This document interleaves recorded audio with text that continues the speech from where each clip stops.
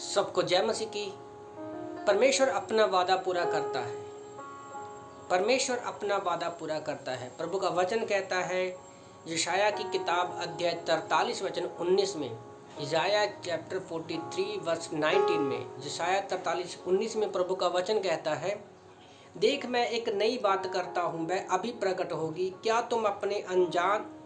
तुम उससे अनजान रहोगे?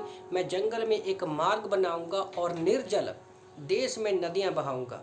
और यशाया की किताब अध्याय 51 वचन 3 में, इज़ाया चैप्टर 51 वर्स 3 में प्रभु का वचन कहता है, यहोवा ने सिय्योन को शांति दी है, उसने उनके सब खंडरों को शांति दी है, वह उसके जंगल को अदन की वाटिका के समान बनाया है, उसमें हर्ष, आनंद,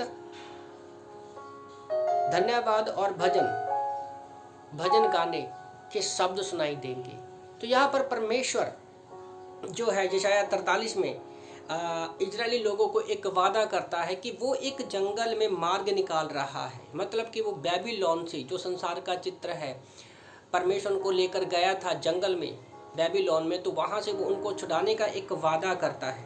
70 साल तक वो लोग कैद में रहे और कैद में रहने से 70 साल तक वो कैद में रहे और एक नई जनरेशन आ गई है। और वो नई जनरेशन जो है वो एक तरह से भूल चुकी है अपने इजराइल को कि वो कहाँ से आए हैं। कई बार ऐसा होता है कि हम जब किसी दूसरी सिटी में जाते हैं और हमारा लंबा समय एक ही सिटी में जाता है तो वो पुराना हम याद रहता कि हम वहाँ से आए हैं, पर हमारा कभी भी उस पर ध्यान नहीं जाता। तो उसी तरह से क्या है, परमेश्वर वो लोग जन्मभूमि को भूल गए थे क्योंकि वो बेबीलोन में कैद में थे, उनके ऊपर काम का इतना बोझ था।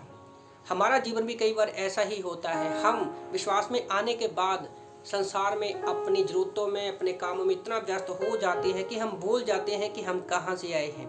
ज़्यादातर जब मैं ट्रेन में, बस में, ऑटो में सफ़र करता हूँ तो लोगों से एक सवाल करता हूँ। लोगों को ये नहीं पता कि हम कहाँ से आए, क्यों आए और कहाँ जाएंगे। और उससे भी दुख की बात ये है कि लोग इन 3 सवाल के बारे में सोचते भी नहीं हैं।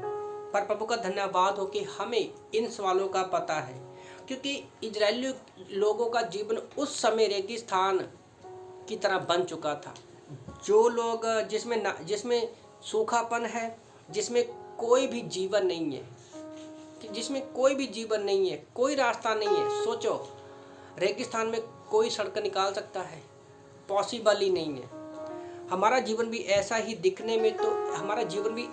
होता है। दिखने में तो अच्छे दिखते हैं, पर हमारे जीवन में कोई शांति नहीं है, खालीपन है, उजड़ा हुआ है। और जीवन वैसा बन गया है कि मानो बिल्डिंग तो है पर वो एक खंडर बिल्डिंग बन चुकी है। उसी तरह से परमेश्वर अपने वादे को पूरा करता है। जैसे वो बेबीलोन से इजरायली लोगों को लेकर आया, उसने कहा, देखो अपनी ओर परमेश्वर ध्यान खींचता है। मैं एक नई बात बताता हूँ, वह कई महीनों सालों को याद नहीं, वह अब उन पर प्रकट होगी। क्योंकि वो लोग भूल चुके हैं कि हम कहाँ से आए हैं, पर परमेश्वर उनको याद दिलाता है कि देखो मैं एक नई बात बताता हूँ। जैसे जंगल में रास्ता निकालना, पहला पॉइंट मैं लिख रहा था, जंगल में रास्ता निकालना। अगर रेगिस्तान में एक सड़क बनाना हो तो कोई आसान काम नहीं है। हमारे आत्मिक जीवन भी एक रेगिस्तान में कोई भी संसार की चीज़ रास्ता नहीं बना सकती। हमें इस बात का ध्यान रखना है। और पवित्र आत्मा के द्वारा हमें पता चलता है कि हमारे जीवन के लिए सही मार्ग क्या है। एग्जाम्पल के तौर पर निर्गमन की किताब अध्याय 14 वचन 16 में लोगों ने लाल समुद्र को पार किया।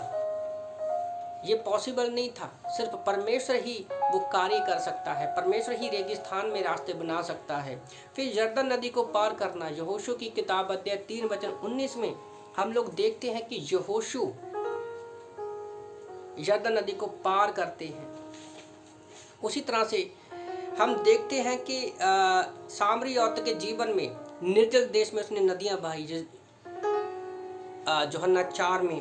फिर खंडरों को शांति देता है। तेली में परमेश्वर हमारी खंडर हुए जीवन को वो शांति देना चाहता है ना। तब ही जब हमारे जीवन में शांति आती है, तब ही हम परमेश्वर की महिमा करते हैं और परमेश्वर हमारे जीवन में हर एक वादे को पूरा करता है।